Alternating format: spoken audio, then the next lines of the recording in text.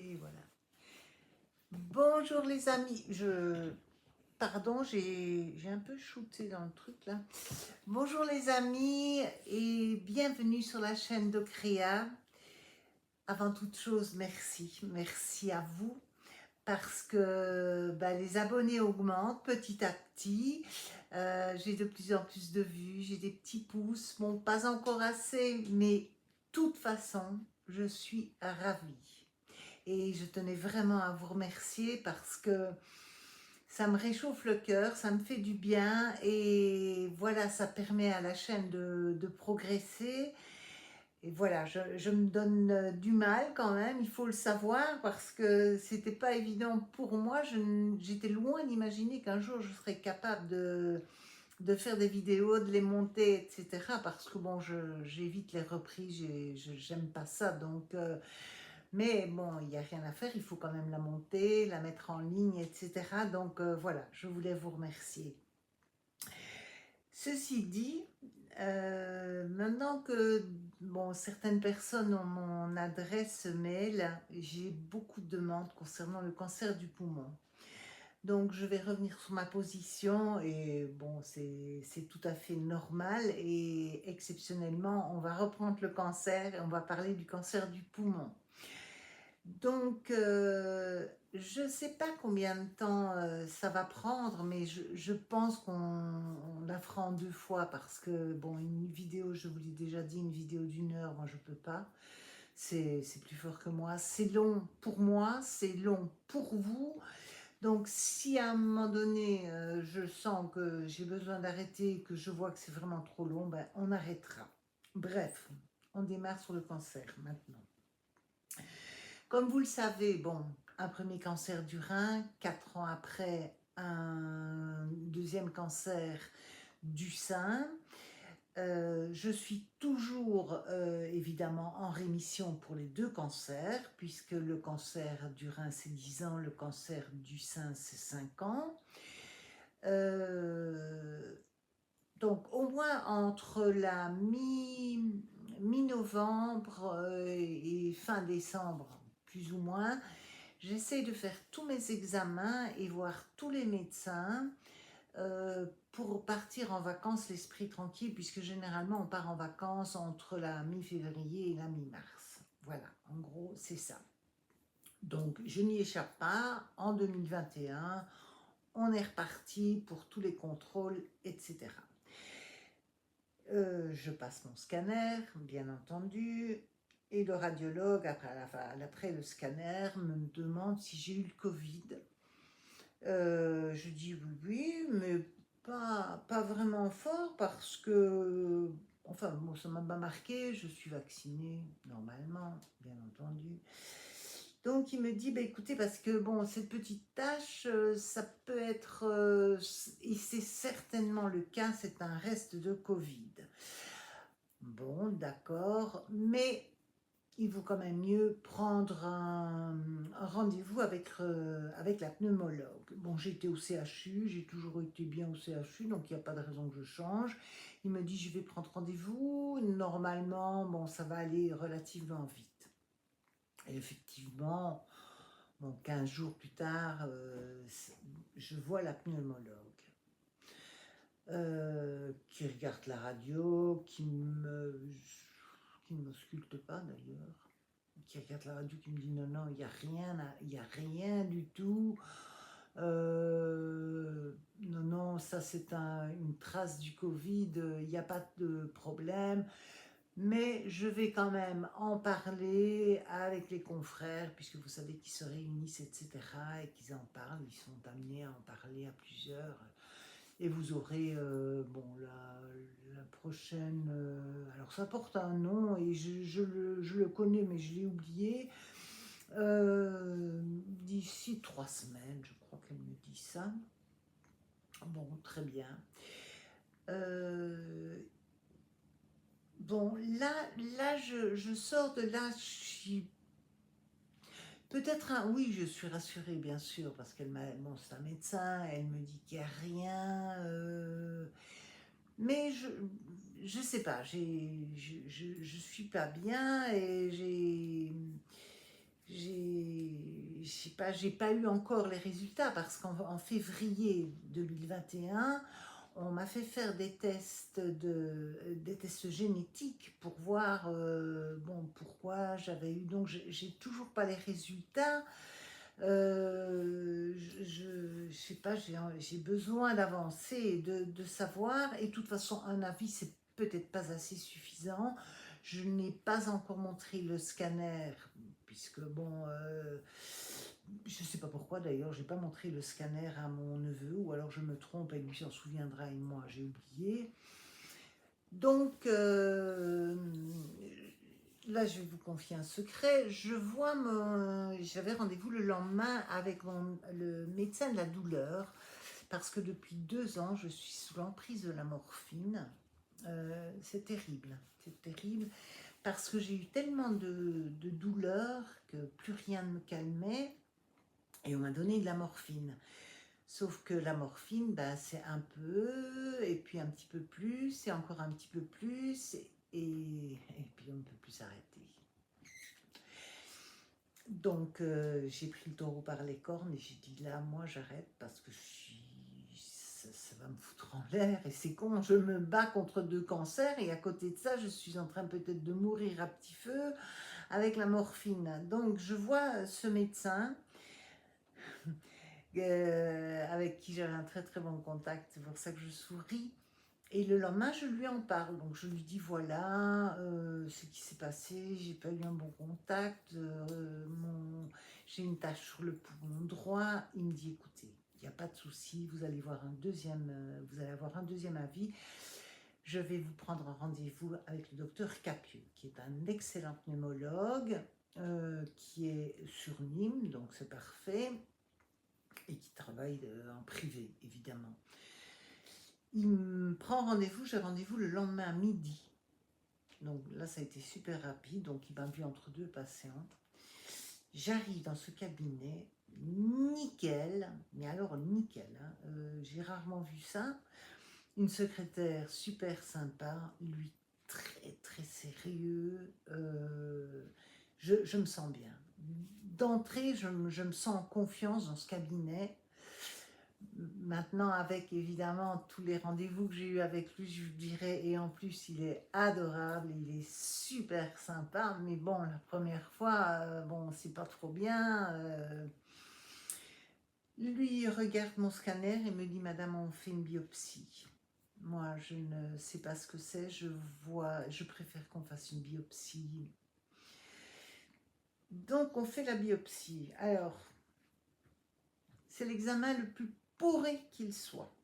À mon sens, c'est un examen que je ne passerai plus jamais. Je ne veux plus. Vous êtes déjà un sur le ventre. Alors moi, j'ai horreur d'être sur le ventre. Je ne peux pas y rester plus de 2 minutes. C'est insupportable. Vous êtes donc sur le ventre. Vous avez la tête dans un trou. Vous savez, comme chez dans un salon de massage ou chez l'esthéticienne, mais moi je n'ai jamais testé ce truc-là et je ne le testerai plus, en tout cas certainement pas si je suis une esthéticienne en plus. Cette bulle est fermée et on vous envoie évidemment par un tuyau de l'oxygène. Alors je ne sais plus si j'ai un masque ou pas, ça je m'en souviens pas, mais toujours est-il que je deviens folle, je me mets à pleurer. Je veux tout arracher, je remue, je me secoue, je dis non, non, non, arrêtez tout, je veux pas, enfin, une gamine insupportable, je le reconnais, mais c'était plus fort que moi.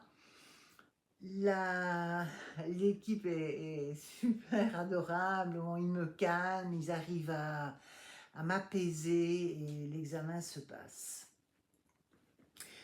Donc là, on me prévient que ça va être très très long, que j'aurai le résultat des examens au moins dans un mois, voire 5 semaines. Ok. Et j'attends. Je ne vous dis pas dans quel état, évidemment, j'attends, parce que c'est horrible, 4 semaines, 5 semaines, et j'ai un rendez-vous le vendredi, ça c'est dommage parce que la date je devrais m'en souvenir, le vendredi au CHU pour les résultats de mes tests génétiques, et le mardi j'ai les résultats de ma biopsie. Je me dis, je ne vais pas passer un mauvais week-end, ou en tout cas ce sera le pire encore, mais je vais demander au généticien qui regarde, puisque lui aura les résultats, bien entendu, de la biopsie. J'arrive donc le vendredi chez ce généticien qui me dit, bah écoutez, on n'a rien trouvé, tous les tests ont été faits, bon, ce n'est pas génétique. Bon, d'accord, donc je lui explique, je lui dis, voilà, j'ai une tache au poumon, on m'a fait une biopsie, est-ce que vous pouvez regarder? Et il dit oui, oui, si vous voulez. Je dis, bon, j'ai pas envie d'attendre mardi, bon, si vous avez les résultats, vous pouvez me donner. Il me dit oui, oui. Et il regarde, il y a 2 pages. Il me dit, non, non, madame, il n'y a rien, c'est bon, il n'y a rien. Je dis donc, c'est pas cancéreux au poumon. Non, non, si vous voulez pas, je vous jure que je lui dis, vous voulez pas encore regarder. Il me dit, non, non, madame, il n'y a rien. Je suis folle de joie. J'arrive dardard dans l'établissement de mon fils. Je lui dis, c'est super, je n'ai rien. J'appelle mon mari qui à l'époque était en Bretagne. Je lui dis, ça y est, j'ai rien, je suis contente et tout. Et mon fils me dit, écoute maman, demain, t'es toute seule en plus, je t'invite, on va manger. Donc on va manger un morceau. C'était très sympa, moi j'étais contente, lui aussi. Et en rentrant du resto, j'envoie les résultats à mon neveu. Dans les 5 minutes qui suivent, donc évidemment j'envoie les résultats, je lui mets un petit mot, je suis contente, je suis folle de joie. 5 minutes après, il me rappelle, il me dit, écoute, je suis désolée de devoir te le dire, mais c'est bien cancéreux. Je ne sais pas si vous imaginez, quand vous mettez votre confiance dans un médecin, quand vous écoutez, que vous lui demandez à 2 reprises qu'il relise ses résultats pour ne pas se tromper, et qui me dit que je n'ai rien, alors que la biopsie est revenue et que c'est bien, c'est bien cancéreux. Comment vous l'expliquer? Je tombe évidemment, je suis seule dans la maison, je sanglote. Bon, on en parle évidemment avec mon neveu qui me dit, mais tu sais, ça se soigne bien, en fonction de l'endroit où il est placé. Bon, normalement, ça devrait bien se passer. Il m'explique tout, mais bon, il n'y a rien à faire, quoi. Bon. Et là, je commence à broyer du noir. Je me dis, je n'en sortirai pas. Je n'en sortirai pas cette fois-ci, j'aurai pas le courage. Et puis le poumon, je sais, ma cousine en est morte, et voilà. Et je broie du noir, et je broie du noir. Et je rappelle mon mari qui me dit, mais attends, tu vas être soigné, tu le sais que tu vas être bien soigné. Bon, je regarde le nombre de minutes, 13 minutes, je continue encore un peu.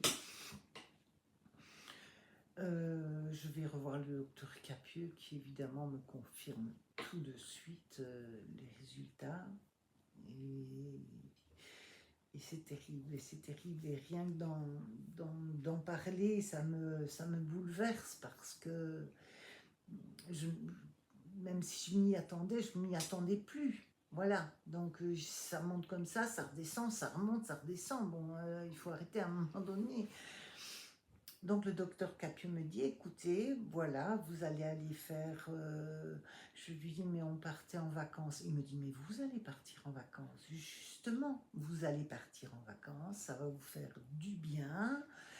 Où partez-vous? Bon, on partait au Maroc, on ne partait pas loin, puisqu'on sortait à peine du Covid, on ne pouvait pas encore faire de très très longs trajets, donc on allait passer un mois au Maroc. Bon, ça n'a pas été les meilleures vacances de ma vie, hein, parce que bon, j'y pensais quand même un peu.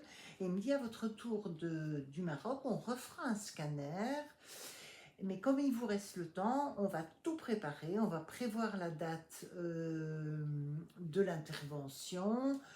Vous allez aller voir le chirurgien, parce que c'est pas lui qui m'opère, bien entendu. Vous voyez toutes les personnes qu'il faut voir, sauf évidemment l'anesthésiste qu'il faut voir vraiment 3-4 jours avant l'intervention.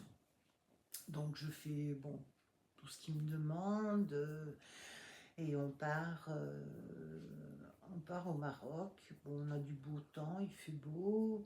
Euh, voilà, je rentre de vacances. Bon, ben, angoissée parce que l'intervention avait lieu 4 jours après, donc il me restait juste l'anesthésiste à voir. Et puis j'entre pour l'intervention. Et j'étais un peu rassurée quand même par le docteur Capieux qui me dit ah non, attendez, j'ai pas fini. Il me semblait bien qu'il y avait autre chose quand même. C'était trop beau. Donc je rentre de vacances, on fait le scanner, donc le deuxième scanner. Bigo, il y a une deuxième tâche qui est apparue. Là, je sais, pour moi, je sais que c'est la fin. Je me dis, c'est pas possible. Ou je joue une malchance, ou voilà. Alors il me dit, écoutez, là, de toute façon, on ne peut pas faire de biopsie. Elle va être faite, on va pendant l'intervention, il m'explique bien, on va vraiment enlever cette petite zone, il y a ce tout petit point qui vient d'apparaître, et on coupera pratiquement la moitié, voire un gros tiers du poumon.